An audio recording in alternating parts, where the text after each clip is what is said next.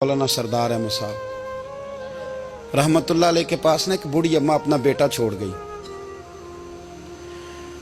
तो हजरत साहब ने कुछ 2, 4, 5 महीने रखा। तो बाद में उसकी अम्मा को बुला के कहा कि भाई तू बेवा है, बेटा तेरा यतीम है, मैं नहीं चाहता कि इसका वक्त ज़ाया हो। ये पढ़ने वाला कोई नहीं, सारे नहीं भाई पढ़ने वाले होते। अब यहाँ उलमा बैठे हैं, मैं बेअदब भी ना हो जाऊँ। कुछ पूरे 8 साल लगा के भी आ जाते हैं, सनद भी उनके पास होती है। नाराज ना हो जाना, ये तो सब अच्छे लोग हैं। सनद होती है पर पता कोई नहीं होता। ये आला हजरत ने लिखी है बात। सनद होती है, पूरी डिग्री होती है, उस पर कई लोगों के साइन भी होते हैं। तो बहुत सारे तालिब इल्म ऐसे होते हैं जो मदारस में कहते हैं मैं फाजल फलां हूँ, लेकिन कोई शय पास। तो मौलाना सरदार अहमद साहब मुहद्दिस आज़म पाकिस्तान रहमतुल्लाह अलैह उस बूढ़ी को कहने लगे तेरा बेटा कुंद देना है, पढ़ना पढ़ाना इसने कुछ भी नहीं। तो यतीम बच्चा है, कल को तू कहेगी कि मेरे बेटे ने वक्त ज़ाया किया तो वापस ले जा। बूढ़ी अम्मा रोने लग गई, कहने लगी मैं पढ़ाने तो नहीं लाई थी, मैं तो आपको रब का वली समझती हूँ, मैं तो नौकरी कराने लाई थी। नौकरी हजरत अनस बिन मालिक कहते हैं मेरी अम्मा भी हुजूर की बारगाह में दे गई थी। हुजूर की बारगाह में ये नहीं कहा था कि या रसूलल्लाह पढ़ा दें, हाँ मैं जिम्मेदारी से बात कर रहा हूँ। ये नहीं कहा था हुजूर मुजाहिद बना दें, ये थोड़ी कहा था कि या रसूल अल्लाह सल्लल्लाहु तआला अलैहि वसल्लम से मुफस्सिर मुहद्दिस मुहक्किक मुफ्ती बना दें। हजरत अनस की अम्मा कह गई थी सोनिया जब तक ये रहेगा ना आपकी नौकरी करेगा, ये घर के काम काज करेगा, ड्यूटी करेगा, हुजूर ये आपकी नौकरी करेगा। तो मेरे महबूब ने फिर दुआ कर दी, अल्लाह इसे बरकत अता फरमा। तुम समझता है खिदमत वाला खाली रह जाता है? जितना जायका खिदमत वाले को मिलता है, जो उसके नसीब में आता है, वो किसी का नसीब कहां भाई। हजरत अनस कहते हैं हुजूर ने दुआ कर दी, बरकत की। मुझे तो खेती बाड़ी आती भी नहीं थी, पर लोगों के बाग में साल में 1 दफा फल लगता था, मेरे बाग में 2 दफा लगता था। हुजूर ने दुआ कर दी अल्लाह इसे औलाद दे। फरमाते हैं मेरे बेटे, मेरे पोते, मेरे नवासे, मेरी बेटियां, फरमाते हैं मैं जिंदा हूं और मेरी 100 औलादे मौजूद हैं। परेशान हो गया 100 सुन के बच्चे 2 ही अच्छे, 100 औलादे मेरी मौजूद हैं। हजरत अनस बिन मौलाना सरदार अहमद साहब के पास ना छोड़ गई बच्चा, कहने लगी हजरत जी मैं को पढ़ाने के लिए थोड़ा छोड़ गई हूँ, मैं तो इसलिए छोड़ के गई हूँ कि आप मेहरबानी करें, खिदमत कराएं। तो हजरत जी कहने लगे कोई ऐसा काम ही नहीं, खिदमत वाला क्या कराऊं। कहने लगी पट्ठे पवा लिया करो जी। हूँ लड़ पेंदे ने, कहने ने बच्चे काम कर दें मदरसे का। हालांकि अब कहाँ बच्चे काम करते हैं, अब तो गुजर गया दौर, अब तो बच्चे काम कराते हैं। अब बच्चे भी नाराज हो रहे हैं, घूर घूर के देख रहे हैं। सही कह रहा हूं आपको, बच्चे काम कराते हैं, बच्चे कहाँ काम करते हैं। कहने लगी ये चारा डाले करेगा आपकी भैंसों को। तो हजरत ने उसको कहा कि बीबी चारा मेरी भैंसों को डालने के लिए मैंने बंदा रखा हुआ है, तो तू जा ले जा। कहने लगी हाथ बांध के हुजूर मेहरबानी करें रख ले, चारा डालेगा। और पुत्र तवज्जो से चारा डालना हजरत की भैंसों को। रोने लगी, हजरत ने रख लिया, महीने का खर्चा भी देते। शाम को ना वो सारा दिन काम करता, शाम को आके पैरों में भी बैठ जाता, हजरत जी लाएं तेल थोड़ा सा, पैर ना दबा दूं। 8 साल साथ वाले पढ़ते रहे, ये बेचारा नौकरी करता रहा। मेरा रूप भी नहीं ते मेरा रंग भी नहीं, और मैनू यार मनान दा टंग भी नहीं। कभी कभी ना हजरत बिलाल अबशी फारग होते ना, तो नबी पाक की बारगाह में अर्ज करते हुजूर कोई काम तो नहीं, सारे हो गए, हुजूर जाऊं जरा, चले जाते। एक दिन सलमान फारसी कहने लगे या रसूलल्लाह ये बिलाल कहाँ जाता है। फरमाया जा देख के तो आ। हजरत सलमान वापस आए तो आके रोने लगे, कहने लगे सोनिया जब यहाँ से जाता है ना तो जाके सैयदा फातिमा की चक्की पीसनी शुरू कर देता, बीबी साहबा के काम करने लगता है, घर में जाके स्नैन की ड्यूटी करता है, वहां भी काम यहाँ भी काम। वो चारा डालता रहा, उसने चारा डाला।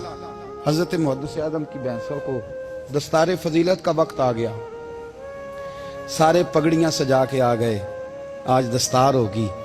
ये ना पीछे होके बैठ गया, चूंकि पढ़ा ही नहीं था तो दस्तार का है कि दस्तार तो उसकी जो पढ़ेगा, हमने तो पढ़ा ही नहीं, हमने तो यार पढ़ा, घर पढ़ा, ड्यूटी करी।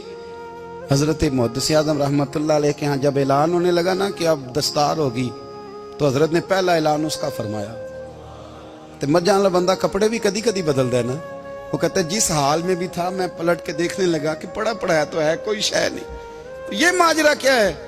पीछे से उठ के आए, تو کہتے ہیں باقیوں کی دستار کسی عالم نے کی, کسی صوفی نے کی, لیکن یہ بھینسوں کو چارہ ڈالنے والا جب آیا تو محدث اعظم نے فرمایا پگڑی کے بال کو کوئی ہاتھ نہ لگائے, یہ ساری دستار میں نے کرنی ہے. اور فرماتے ہیں حضرت بال بھی دیتے جاتے تھے اور آنسو بھی بہاتے جاتے تھے, ماتھا بھی چومتے تھے اور فرماتے تھے دستار کے بعد چلا تو نہیں جائے گا یار, مجھے تو عبادت بھی نہیں رہ گئی, مجھے تو چابیوں کو بھی نہیں پتا کون سی کہاں رہتی ہے, جائے گا تو نہیں تو رو پڑا, کہنے لگا سوڑیا جائے تو وہ جس کے پلے کوئی شے ہو, آتا جاتا تو ہے کچھ نہیں, مجھے کس نے رکھنا ہے, میں نے کہاں جانا ہے, ادھر کہاں تو ادھر ہی رہوں گا.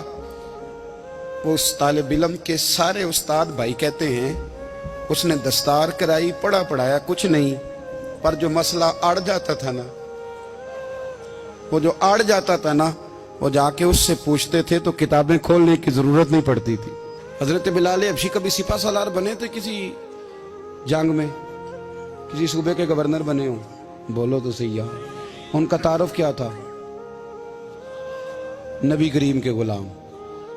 حضور کے نا جو ذاتی معاملات تھے نا, 20 انصاری نوجوان تھے جو ہر وقت نبی پاک کے پاس کھڑے رہتے تھے کہ حضور کو حکم کریں, 20, اور 34 سے لے کر 40 تک غلام ہر وقت حضور کی بارگاہ میں رہتے. حضرت بلال حضور کے ذاتی معاملات کی خدمت کرتے تھے, کوئی ایسی وہ جو تبلیغ کی یا دعوت کی یا جنگ کی یا جہاد کی کوئی ڈیوٹی نہیں وہ کرتے, ذاتی خدمت سرکار کی.